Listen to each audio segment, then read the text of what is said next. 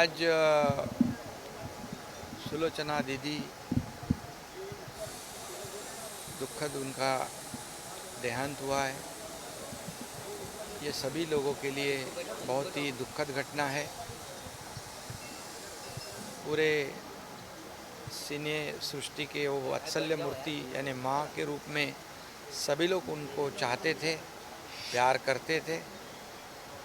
उन्होंने कई फिल्म में काम किया है, मराठी भी हिंदी में भी, और कई बड़े कलावंत हैं, अमिताभ बच्चन, धर्मेंद्र जैसे, उनके साथ काम किया है।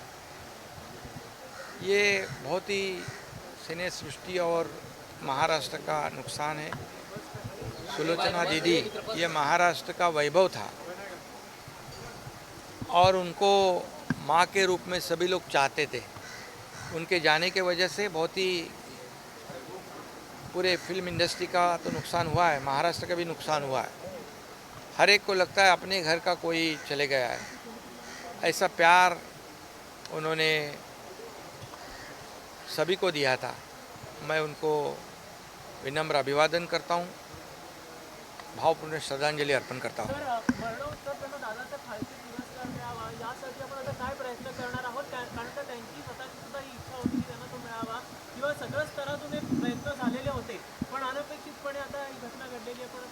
त्यांच्यासाठी जे जे काही करता येईल ते नक्की महाराष्ट्र सरकार करेल।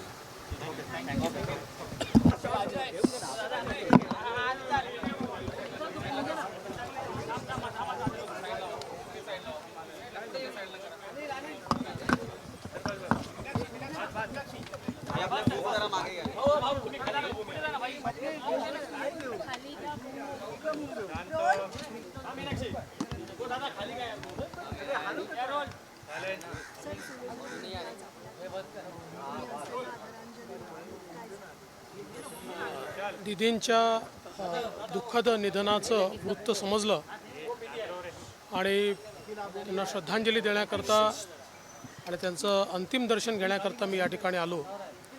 आपल्या सगळ्यांनाच माहिती आहे की आपल्या चित्रपटसृष्टीमध्ये काही नावं अशी आहेत की जी त्यांच्या कार्यामुळे, त्यांच्या कर्तृत्वामुळे अजरामर आहेत आणि चित्रपटसृष्टीत या नावांबद्दल प्रचंड आदर आहे। त्यातलंच एक नाव हे सुलोचना दीदींचं आहे। सुरुवातीच्या काळामध्ये नायिकांची भूमिका करताना नंतरच्या काळात त्यांनी आईच्या ज्या भूमिका साकारल्या त्या मला असं वाटतं अत्यधिक लोकप्रिय त्या देखील झाल्या आणि माझ्या पिढीने तर त्यांना आईच्या रूपातच बघितलं। अतिशय सोज्वळ आणि ज्यांच्याकडे पाहिल्यानंतर ममत्व वाटावं अशा प्रकारचं त्यांचं व्यक्तिमत्व होतं आणि मला असं वाटतं की एकूणच जर त्यांची सगळी कारकीर्द आपण बघितली तर ती थक्क करणारी अशा प्रकारची कारकीर्द आहे। त्यांना विविध प्रकारचे पुरस्कार देखील मिळाले, पण त्या पुरस्कारांपेक्षाही त्यांचं कार्य हे बहुमोल होतं। त्यामुळे अशा प्रकारची एक व्यक्ती ज्यावेळेस आपल्यातनं निघून जाते त्यावेळी निश्चितच आठवणी खूप राहतात आणि या आठवणीच पुढच्या पिढीला एक प्रकारे मार्ग दाखवत असतात। मला विश्वास आहे की ज्या प्रकारची कारकीर्द त्यांनी या चित्रपटसृष्टीमध्ये गाजवली त्यातनं अनेकांना प्रेरणा मिळेल आणि त्यांच्यासारखं होण्याचा प्रयत्न अनेक लोक करतील। मी सुलोचना दीदींना विनम्र श्रद्धांजली अर्पण करतो। दादासाहेब फाळके पुरस्कार जो केंद्र सरकारतर्फे चित्रपटसृष्टीच्या योगदानासाठी दिला जातो त्यासाठी त्या खूपच इच्छा होती आणि समस्त चित्रपटसृष्टीची सुद्धा इच्छा होती। सर काय सांगाल की आता मी एवढंच सांगू शकेन की या पुरस्काराकरता त्या 100% पात्र आहेत किंवा पात्र होत्या। अर्थात या पुरस्काराची पद्धती काय आहे याची मला कल्पना नाही आहे, पण निश्चितपणे मला जर आपण विचाराल तर मी एवढं नक्की सांगू शकेल कि त्याला मिळाला असता तर अधिक उत्तम झालं असतं। देखिए, सुलोचना दीदी एक बहुत बड़े अंतराल तक हमारे सिने सृष्टि में एक दीपस्तंभ की तरह उनका कार्य रहा है। और शुरुआत में एक हीरोइन के रूप में और बाद में एक माँ के रूप में भी जो उन्होंने काम किया है, एक बहुत ही जाना माना चेहरा इस प्रकार से उनको देखा जाता है। और मैं ऐसा मानता हूँ कि कई पीढ़ियों को जोड़ने वाला इस प्रकार का उनका व्यक्तित्व ये रहा है।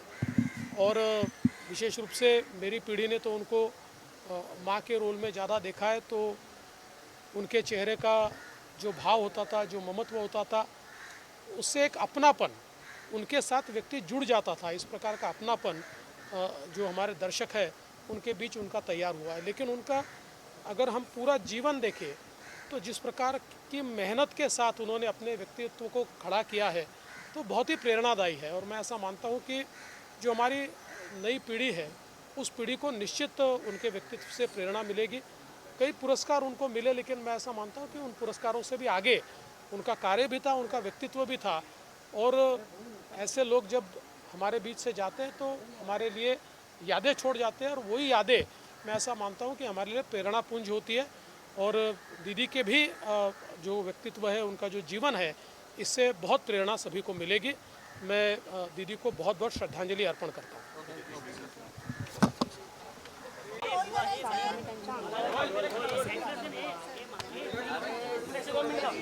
अरे मी बोलू नाही शकत जेव्हा समोरून आवाज येतात अरे तेव्हा. शांत बसा. हा काय इंटरव्ह्यू नाही आहे.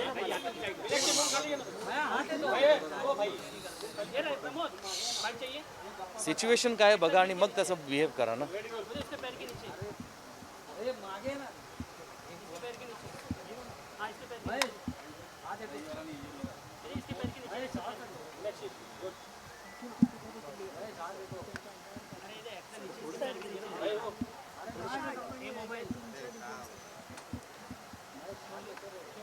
हे नातं 61 वर्षांचं नातं.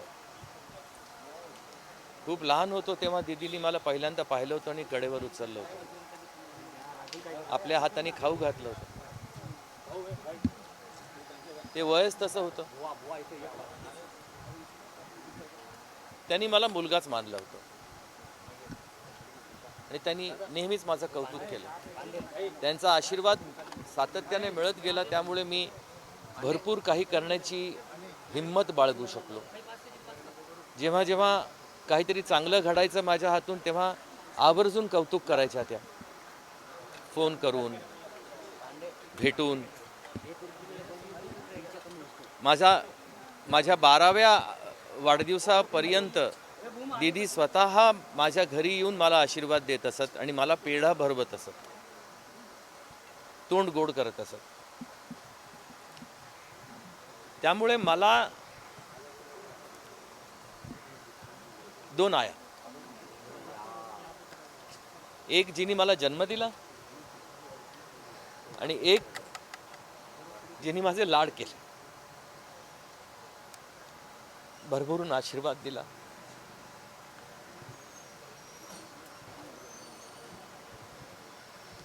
ती आई दूर झाली, पण मला खात्री आहे की तिचा आशीर्वाद नेहमीच माझ्या डोक्यावर राहील. आणि असा आशीर्वाद जो परमेश्वरापर्यंत पोहोचतो, आणि तो आशीर्वाद देणारी स्वतः सुद्धा परमेश्वराकडे गेलेली आहे. त्यामुळे तिचा आशीर्वाद अजून जास्त परमेश्वराकडे पोहोचणार आहे यानंतर सुद्धा. मी फक्त परमेश्वराला एकच सांगू इच्छितो की या बाईने खूप काही केलं, या बाईने खूप सोसलं, इतरांकरता खूप केलं. तिच्या आत्म्याला सद्गती प्राप्त हो, हीच ईश्वर चरणी प्रार्थना. सर, दादासाहेब फाळके पुरस्कार मिळावा ही त्यांची सुद्धा इच्छा होती. आमची सुद्धा होती. आपण खूप लावून धरलं हे सगळं, पण आता त्यासाठी प्रयत्न होईल. आता माहिती नाही, कदाचित महाराष्ट्र दिल्लीकरता खूप लांब पडत असतो, लांब पडत असेल कदाचित. पण आपण हे पाहत आलेलो आहे, काही नवीन गोष्ट नाही आहे आपल्याकरता. पण ना काय असतं की असं म्हणतात की ते कितपत खरं आहे मला माहीत नाही, की तुमच्या ओळखी असल्या पाहिजे, तुम्हाला मग तिथे जाऊन काहीतरी सातत्यानं तिथे संपर्कात राहायला पाहिजे वगैरे. आपल्या मराठी कलावंतांना हे नाही करता येत. आणि मला तरी असं वाटतं मराठी कलावंतांना त्याची गरजसुद्धा नाही असं करण्याची. मानानं जे मिळेल त्याचा अभिमान वाटतो. मागून मिळाल्यानंतर फायदा काय? मग त्याला आपण सन्मान नाही म्हणू शकत ना. आपण काहीतरी वेगळं म्हणायला पाहिजे मग त्याला, जे मागून मिळतं त्याला. पण माझी तरी इच्छा होतीच की दीदींना दादासाहेब फाळके मिळावं. दीदींचं असं म्हणणं होतं की त्यांच्या गुरूंना 98व्या वर्षी मिळालं त्यांच्या, तर मी खूप लहान आहे बहुतेक, मी जेव्हा तेवढी होईन तेव्हा मला मिळेल असे दीदींचे शब्द होते. पण आता याच वर्षी जुलै महिन्यात त्या 95 पूर्ण होणार होत्या, त्या आधीच त्या निघून गेल्या. पण अशी जर तरतूद असेल की मरणोत्तरसुद्धा दादासाहेब फाळके पुरस्कार मिळतो, तर आपण त्याचा प्रयत्न अवश्य करू.